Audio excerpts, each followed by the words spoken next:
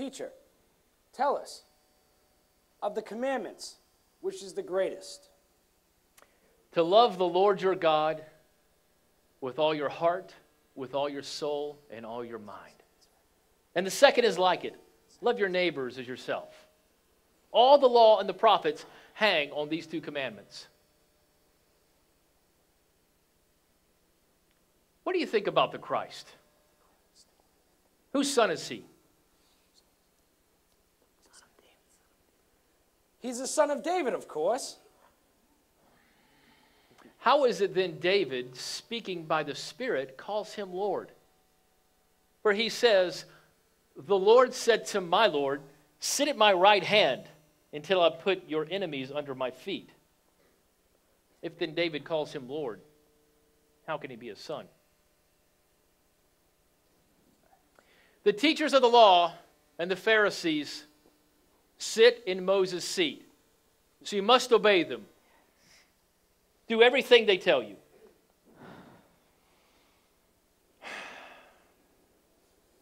But do not do what they do, for they do not practice what they preach. They tie up heavy loads and put them on men's shoulders, but they themselves are not willing to lift a finger to move them. Everything they do is done for men to see. They make their phylacteries wide and the tassels on their garments long. They love the most important seats in the synagogues and the place of honor at banquets. They love to be greeted in the marketplaces and to have men call them rabbi. But you're not to be called rabbi. For you're all brothers and you have one master.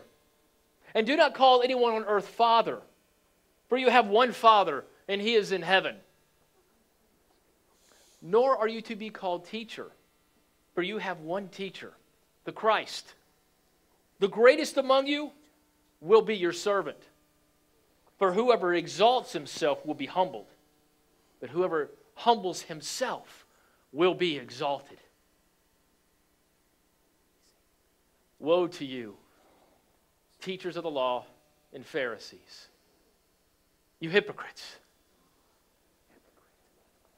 You shut the kingdom of heaven in men's faces. You yourselves do not enter, nor will you let those enter who are trying to. Woe to you, teachers of the law and Pharisees, you hypocrites! You travel over land and sea to win a single convert, and when he becomes one, you make him twice as much the son of hell as you are.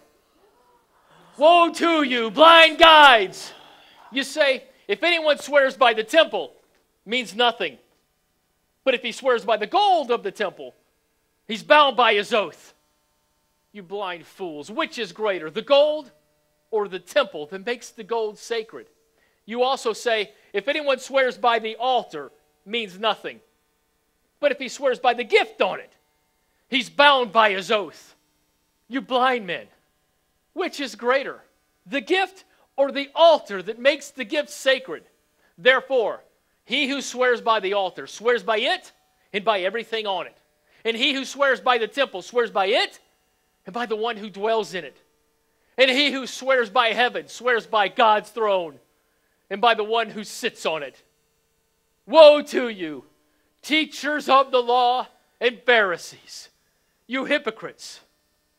You give a tenth of your spices, mint, dill, and cumin. But you've neglected the more important matters of the law: justice, mercy, and faithfulness. You should have practiced the latter without neglecting the former.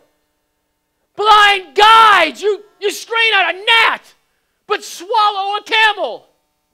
Woe to you, teachers of the law and Pharisees, you hypocrites!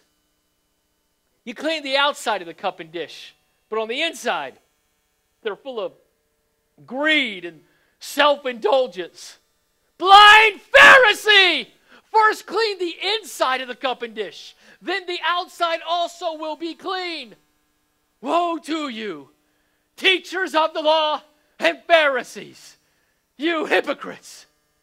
You're like whitewashed tombs which look beautiful on the outside, but on the inside are full of dead men's bones and everything unclean. In the same way, you appear to people as righteous, but on the inside, you're full of hypocrisy and wickedness. Woe to you, teachers of the law and Pharisees, you hypocrites! You build tombs for the prophets, and you decorate the graves of the righteous, and you say, if we had lived in the days of our forefathers, we would not have taken part of the shedding of blood of prophets. So you testify against yourselves that you are the descendants of those who murdered the prophets. Fill up then the measure of the sin of your forefathers, you snakes, you brood of vipers. How will you escape being condemned to hell? Therefore, I'm sending you wise men and teachers, some of whom you'll kill and crucify, others you'll flog in your synagogues and pursue from town to town.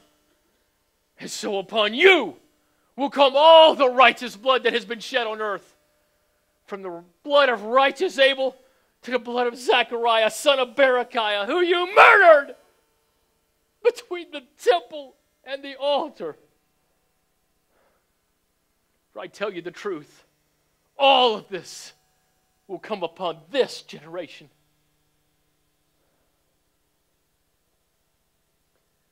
Oh, Jerusalem, Jerusalem.